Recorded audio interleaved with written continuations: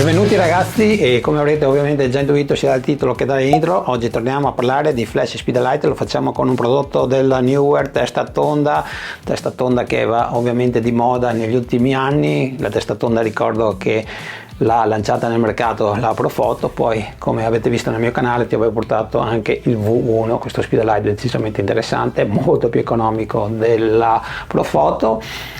E oggi ovviamente se vuoi risparmiare ancora qualcosina ti porto proprio a conoscenza di questo Z1 per Canon testa tonda, quindi rimani fino alla fine che ti dirò ovviamente alcune informazioni decisamente interessanti.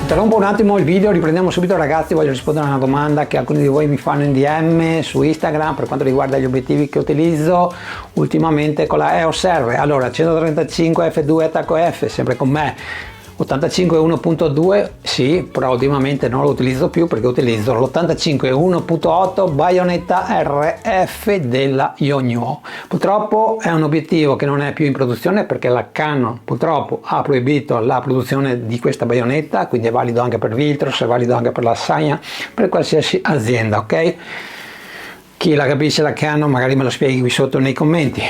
Allora, se lo trovi ancora in commercio, perché sugli store ci sono avanzi di magazzino, anzi l'avevo appena visto per un amico, ti metto il link in descrizione, quindi approfitta perché hai un obiettivo che ha un ottimo bokeh. Ti invito proprio ad andare a guardare le foto su Instagram, anzi andare a vedere i video che ho caricato recentemente, che ho utilizzato proprio questo Yongnuo 85 1.8.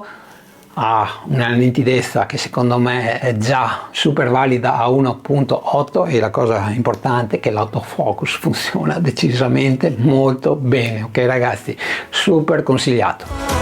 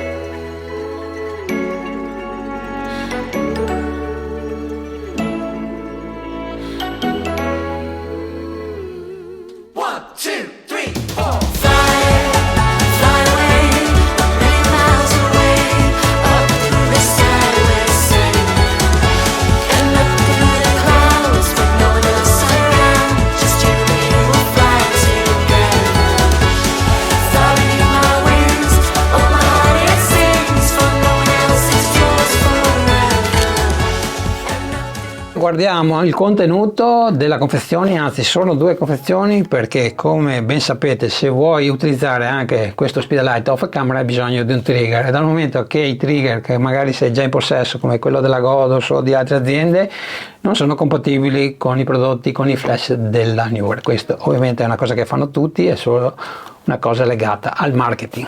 Quindi il trigger che ti consiglio io è il Q Pro C, che è quello simile sia dal nome che dal design alle funzioni che trovi nell'X Pro della Godos. Manca qualcosa nel menu che andremo a vedere in un video dedicato, quindi iscriviti al mio canale che ovviamente ti dirò tutto quello che devi sapere, ok ragazzi? Allora, cosa molto importante in questo caso, sia il flash che questo trigger sono disponibili solamente per Canon, ok? Ci sta proprio per Canon, ma da quello che ho capito a breve dovrebbero uscire anche per Sony, ok? Quindi ti farò sapere. Vediamo anche il contenuto di questa confezione, anzi prima ti leggo cosa è riportato sulla confezione, le cose decisamente più importanti, perché praticamente tutta onestà ti dico, sono le stesse che trovi nella confezione del Godos V863 e Godos V1. Quindi 76 watt, quindi un numero guida all'incirca che si aggira al 60, la possibilità di avere 480 lampi se scattiamo alla massima potenza con la batteria al litio che abbiamo in dotazione, TTL, iSync fino a un 8 millesimo, sincronizzazione anche sulla seconda tendina, possibilità di fare il loop upgrade del firmware, abbiamo la classica banda 2,4 che ti consente una copertura fino a 100 metri, ok ragazzi, e ovviamente la parabola zoom che va da 28 a 105 mm. Quindi apriamo la confezione, tiriamo fuori la nostra custodia dove all'interno c'è il flash che adesso andiamo a vedere, ti regalano la classica basetta, ci sono le istruzioni cartacee, abbiamo un caricatore da 10 watt con un classico cavetto USB di tipo C che servono ovviamente per caricare la batteria al litio. Due paroline sulla batteria che praticamente è da 2600 mAh e ti dico in tutta onestà che è la stessa che trovi proprio sulla D100, sul Godos V863 e nel Godos V1, quindi un'ottima batteria con un'ottima autonomia. Ok ragazzi, vediamo velocemente anche il flash, che ne parleremo quelli sicuramente anche in altri video ragazzi.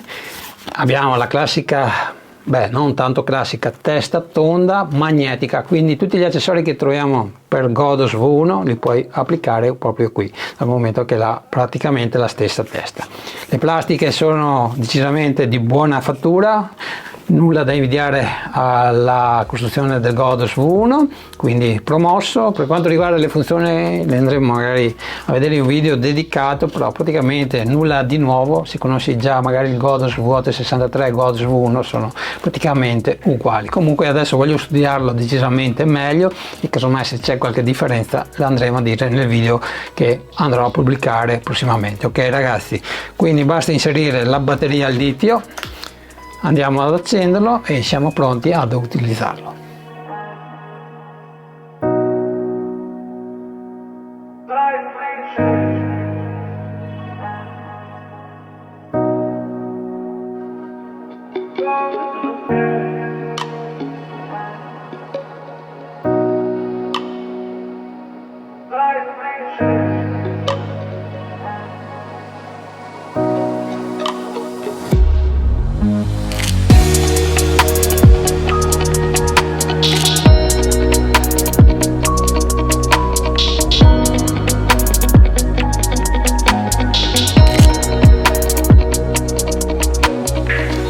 Allora, fasi conclusivi di questo video. Innanzitutto grazie per avermi fatto compagnia fino a questo punto del video. Ti dico ancora due cose decisamente molto importanti riguardo ovviamente allo Z1. Allora, per quanto riguarda i tempi di ricarica, 1,5 secondi se scattiamo alla massima potenza. Ovviamente più andremo a ridurre la potenza, i tempi di ricarica saranno veloci, quindi praticamente simultanei. E ti dico subito che è in linea con tutti gli attuali flash di ultima generazione. Qui lo vedi dentro all'interno di questo bracket della Godos S2, c'è anche la versione ovviamente della Newer, ti lascio il link in descrizione, che ti permette proprio di utilizzare questo bracket, questo flash scusa, con modificatori con attacco Bowens Mount. Altra cosa molto importante che molti di voi si chiederanno: posso utilizzare, se compro questo flash, poi se in futuro voglio aggiungere un flash della Godos, posso farlo? Te l'avevo già accennato poc'anzi, non puoi farlo perché il trigger della Newer e anche quello della Godos fa lampeggiare solo i propri flash. Ripeto, è solo una questione di marketing. Quindi se non hai bisogno in futuro, pensi di non avere bisogno di flash decisamente molto più potenti, puoi farti un setup di tutto rispetto con questo Speedlight. Ricordo che nella propria line-up della Newer ci sono anche flash molto simili alla D200, sto parlando del Q3, che tra l'altro io non ho mai fatto una recensione, ma se vi interessa fatemelo sapere che vi porto la mia esperienza di utilizzo proprio con questo flash. Poi ci sono tantissimi modelli di flash da studio che sono ovviamente compatibili con questo trigger che ti ho fatto vedere oggi, che tra l'altro un flash te l'ho portato proprio l'anno scorso, anzi ti lascio il link qui sopra tra le schede. Ok ragazzi, concludiamo con i prezzi, che è decisamente molto importante. Adesso io ho verificato su Amazon la differenza con il Godos V1 non è enorme, c'è differenza, però ragazzi, se lo andate a acquistare sul sito della Newer, che è decisamente affidabile al 100% e ve lo garantisco, almeno per le esperienze che ho avuto io, innanzitutto vi arriverà il pacco nel giro di una settimana perché viene spedito dall'Europa, quindi nessuna tassa doganale, e attualmente c'è un coupon, spero che ci sia ancora nel momento in cui andrò a caricare questo video, del 15%, quindi lo andrei a pagare sotto i 200 euro, ok ragazzi? Quindi se avete intenzione di acquistare questo flash, il prezzo attualmente più basso lo trovate proprio nel sito della Newer, ti lascio il link in descrizione. Ok ragazzi, chiudo qua il video, se avete domande vi aspetto qui sotto nei commenti e così magari farò proprio un altro video dove vi risponderò alle domande che vi avete fatto proprio qui sotto. Ok ragazzi, vi ringrazio ancora e alla prossima.